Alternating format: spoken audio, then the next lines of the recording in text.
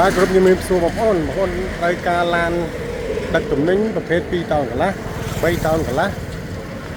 ឡូវនៅខាងមានចូលស្តុកមកច្រើនបងប្អូនអាចមកមើលបាននៅផ្ទះហាណូយកាត់ត្បូងវល់លោកងានជួយម៉ែត្រ2តោនកន្លះ07 2តោនកន្លះ013 07មាន2មាន3គ្រឿងបងប្អូននេះមកបាំង2តោនកន្លះទូស្ងួតមកបាំង07តម្លៃ17500ទេហើយមួយនេះគឺ2តោនកន្លះ07ទូទៀតតម្លៃ15500តម្លៃលក់ហើយនេះសូឡាទី017មក15កៅអីប្រភេទស្អាតសូឡាទីតម្លៃពិសេសបងប្អូនលក់តែ30000ទេហើយ013ថ្មីមែនទេបងប្អូនចាប់អារម្មណ៍ចង់បានពេលឡានស្អាតចាស់ឲ្យមកមើលបាន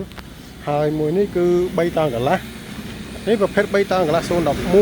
កបាំងកន្លះតាពុនរៀបចំហើយថ្មីចូលស្តុកថ្មីតម្លៃល្អបងប្អូនអានេះតម្លៃត្រឹម16ជាងបងប្អូន16ជាង16ជាងបាន3តោនកន្លះ011ហើយអានេះ0607ទេតែវាទូស្លាប់តម្លៃវា18000មកមើលបាននៅខាងនៅខាងស្បូតវត្តលងកាន200ម៉ែត្រសាលាពេលឡានស្អាតកតាពុនចំចូលថ្មីស្តុកថ្មីហើយនេះលេងកាំងសុវត្ថិភាពឲ្យហើយរៀបចំប្រព័ន្ធភ្លើងសិនជាឲ្យមួយសេតមកស្អាតពេលយកទៅរៀបចំដូរតកង់ប្រើបានហើយបងប្អូនហើយមកក្រោយគេមួយនេះអានេះខ្ញុំមកក្រោយគេតែម្ដងនេះ3តោនកន្លះ08មកតែក្បាលសាក់ស៊ីទេហើយឡានស្អាតស្អាតសាច់ដែកឯនៅថ្មីនេះសាច់ដែកវាមិនថ្មីវាមិនពុកបងប្អូនចង់មកធ្វើឡានស្អាតសំណុំអញ្ចឹងឲ្យមកមើលបាននៅផ្លូវហាណូយកាត់ត្បូងវល់ងាស់200ម៉ែត្រខលបានតាមលេខ097 564 4303 088 54 4425នេះ08ពេលឡានកប៊ិននេះស្អាតហើយបងប្អូនយកជាទូស្លាបក៏បានជាធុងដឹកក៏បានធុងទៀបក៏បានហើយជាទូក្លាសេក៏មានដែរនេះ3តោកន្លះ07បើកស្លាបថ្ងៃទៅប្រភេទ3ស្លាបបើកស្លាបតម្លៃ18000